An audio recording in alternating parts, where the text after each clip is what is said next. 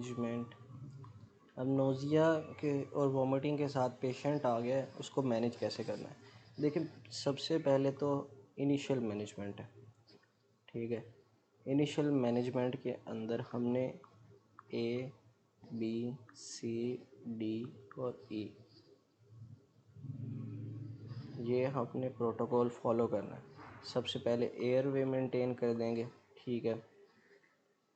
Mental status check करेंगे, breathing ले रहा है कि नहीं कर रहा, ठीक है। ये सारी चीज़ें सक्शन करेंगे डेब्रिस को क्लियर करने के लिए, ठीक है। अगर तो अब उसकी पोजीशन कैसे करनी है, पोजीशन कर देंगे साइड पे लेटा देंगे, ठीक है ना। जैसे डीआरई करते वक्त पेशेंट को कहते हैं ना लेटरल साइड पे लेट जाओ, क्या कहते हैं, लेटरल डी क्यूबिटस पोजीशन। उस पोजीशन में पेशेंट को लेटा देंगे, ठीक है। उसके बाद अगर तो एस्पायरेशन हो चुकी है, ठीक है, एस्पायरेशन निमोनिया हो गया, कफ और डिस्निया के साथ आया है, तो उसे हम इंटूबेट करेंगे। अच्छा जी, उसके बाद 2 आईवी लाइंस लगा देंगे लार्ज बोर की, फ्लूइड रिससिटेट करेंगे। अगर देखें, सबसे इम्पोर्टेंट चीज़ है हमें कॉज पता होनी चाहिए। पीछे हमने 4 वीडियोस बना ली हैं यही देखने के लिए कि कॉज क्या है। डिफरेंशियल्स हमने डिस्कस कर लिए हैं। अगर तो हमें डायग्नोसिस कंफर्म हो रहा है कि ये है, तो उसके बाद हमने कॉज को ट्रीट करना है। कॉज ट्रीट करेंगे, नोज़िया एंड वोमिटिंग ठीक हो जाएगी। अगर तो हेमरेज है, हेमरेजिक शॉक हुआ है पेशेंट को, ठीक है, अनस्टेबल पेशेंट है, तो लाइक कॉफ़ी ग्राउंड मिसिस वगैरह कर रहा है, तो इस कंडीशन में पेशेंट का ना ब्लड ग्रुप मैच करके ब्लड ग्रुप मैच करेंगे और ब्लड ट्रांसफ्यूजन दे देंगे। पेशेंट को देंगे रेस्पिरेटरी सपोर्ट। अच्छा, ये तो बहुत सीवियर कंडीशन के अंदर है ना। पेशेंट ने इतनी वॉमिटिंग कर ली है, क्या वो बहुत लिथार्जिक हो गया है, उसे समझ नहीं आ रही कि मैंने क्या बात करनी है क्या नहीं। इस कंडीशंस के अंदर हमने ये इनिशियल मैनेजमेंट देनी है, ठीक है। रेस्पिरेटरी सपोर्ट के अंदर ऑक्सीजन मास्क वगैरह लगाएंगे, ऑक्सीजन थेरेपी देंगे। अच्छा, और जैसे ही आपने ये ABCD कर लिया ना, अब आपने आना है उसकी कंकरेंट मैनेजमेंट की तरफ, ठीक है। उसके अंदर आपने कंप्लीट हिस्ट्री लेनी है प्लस फिज़िकल एग्जामिनेशन करनी है। एग्जामिनेशन करने के बाद आपने इसकी लैब इन्वेस्टिगेशन करनी है। लैब इन्वेस्टिगेशन के अंदर सबसे पहले तो एसिड बेस्ड डिसऑर्डर देखना है, ठीक है। उसके बाद इलेक्ट्रोलाइट लेवल चेक करने हैं पेशेंट के, इलेक्ट्रोलाइट लेवल्स। और फिर हमने स्टार्ट कर देनी है एडमिनिस्टर एंटी इमेटिक थेरेपी।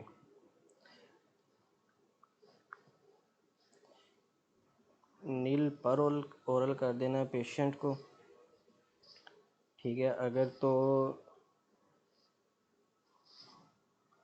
हमें कॉज ही नहीं मिल रही, कॉज अनआइडेंटिफाइड, उसे कुछ खाने को ही नहीं देंगे, नील पर ओरल कर देंगे, ठीक है।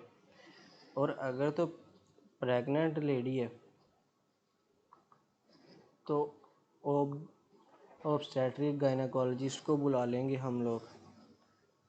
अगर तो पेशेंट जनाब जी अपर GI ब्लीड के साथ आया है, गैस्ट्रोएंट्रोलॉजिस्ट को कॉल करेंगे,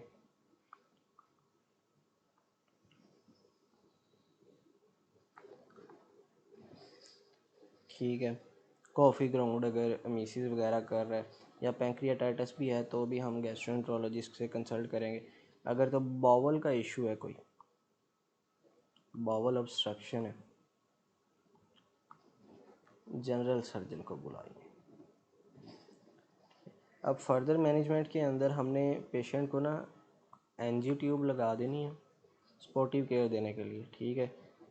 फोली कैथेटराइजेशन कर देनी है,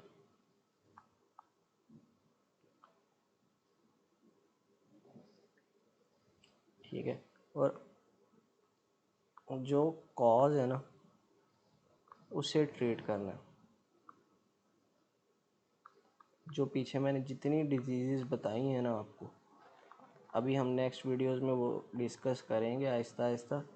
आपको पता होना चाहिए कि वो डिजीज़ की मैनेजमेंट क्या है, ठीक है। उसके बाद अगर तो कोई पॉइजनिंग सब्सटेंस की वजह से उसने लिया है ना,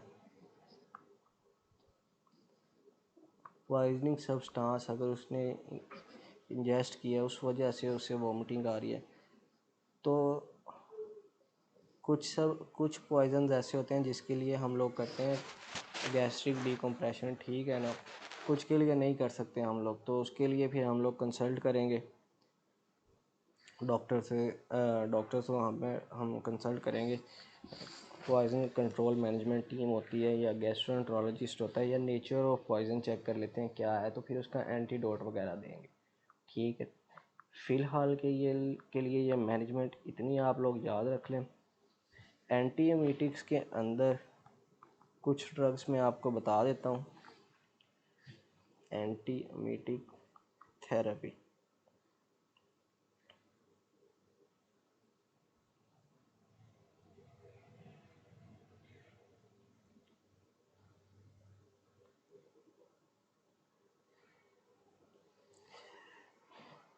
सबसे पहला ग्रुप है D2 एंटागोनिस्ट्स।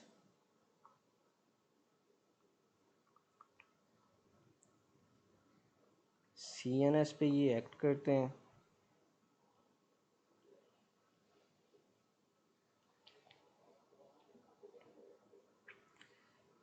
और ये देते हैं हम लोग हाइपर इमिसिस ग्रेविडारम।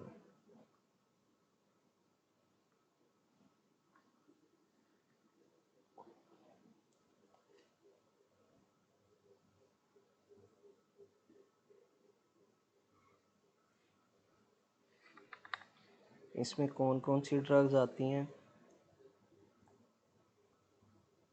प्रो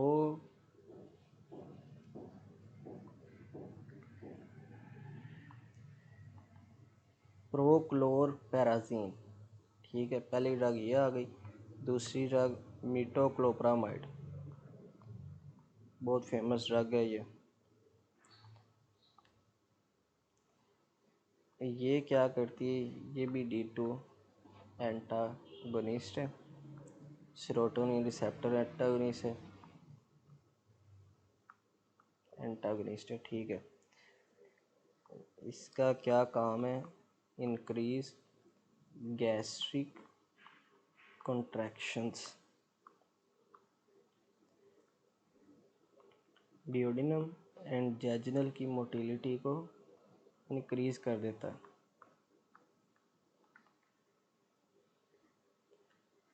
और जो रेस्टिंग टोन होती है ना लोअर इसोफेजियल स्फिंक्टर की, उसको इंक्रीज कर देता है।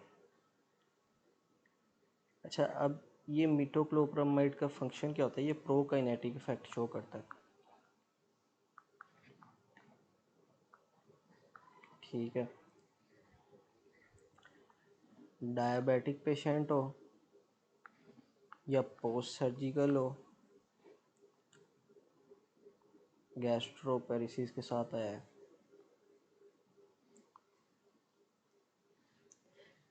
हाइपरमीसिस ग्रेविडारम में, ठीक है।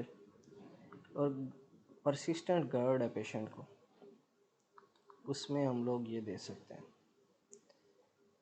इसके बाद तीसरी ड्रग है डोमपेरिडोन। ये भी डोपामीन रिसेप्टर एंटागोनिस्ट है। नोज़िया एंड वोमिटिंग के अंदर हम ये देंगे। जीआई की कोई भी मोटिलिटी डिसऑर्डर है ना, पेरिस्टाल्टिक मूवमेंट नहीं हो रही, उसमें हम लोग ये देंगे, ठीक है। दूसरा ग्रुप है, यहाँ पे कलर चेंज कर लेते हैं दूसरे ग्रुप के लिए।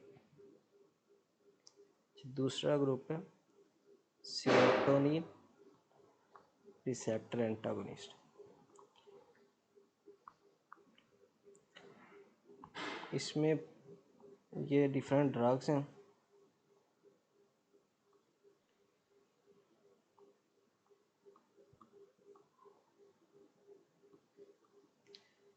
इनका क्या काम होता है? ये करती हैं वेगस नर्व को इनहिबिट। पेशेंट जनरलाइज्ड नोज़िया के साथ आया है ना, जनरलाइज्ड नोज़िया के साथ हम देंगे उसे ओंडेंसिट्रॉन। ये चीज़ें आपको याद करनी पड़ेंगी। कीमोथेरेपी का पेशेंट है, उसमें ये ग्रुप्स देंगे। पोस्ट ऑपरेटिव, हर ऑपरेशन के बाद तकरीबन जनरल एनेस्थीसिया जिसमें दिया होता है ना, उसमें पोस्ट ऑपरेटिव ये ओंडेंसिट्रॉन इतनी ज़्यादा सेल होती है ना, यही लिख के देते हैं। ठीक है। इसके बाद तीसरा ग्रुप जो है ना, तीसरा ग्रुप वो है एंटीकोलिनर्जिक।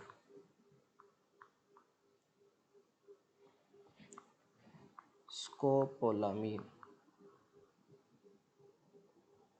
मोशन सिकनेस में सारे जो भी टूर्स पे जाते हैं उन्हें पता है scopolamine, first year second year में याद कर लेते हैं।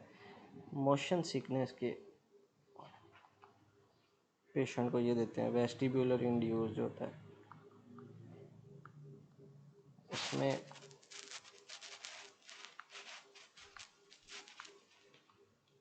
उसमें देते हैं। ठीक है।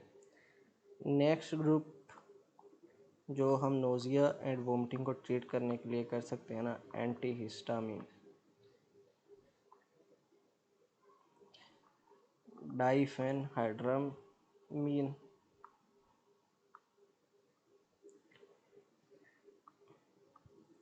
मेसिलिजीन, ये H1 एंटागोनिस्ट होते हैं, एंटागोनिस्ट। ठीक है। ये सीडेटिंग होती हैं ड्रग्स। अगर वेस्टिब्यूलर कॉज है ना, कोई क्यूटोटाइटस मीडिया हो गया, लेब्रेंथाइटस हो गया, इस तरह की कोई चीज़ें हैं, तो उसमें हम लोग देंगे एंटीहिस्टामिन। हाइपरेमेसिस ग्रेविडारम के अंदर भी हम इसे दे सकते हैं। ठीक है। अब इसके बाद जो लास्ट ग्रुप है ना, वो है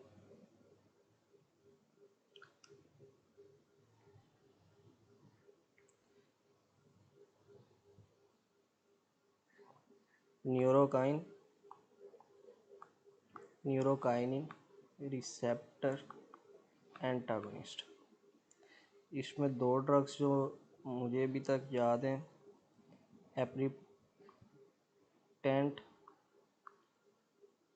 ये ए है, और फोस एप्रीपिटेंट, ये न्यूरोकाइन एंटागोनिस्ट होती हैं।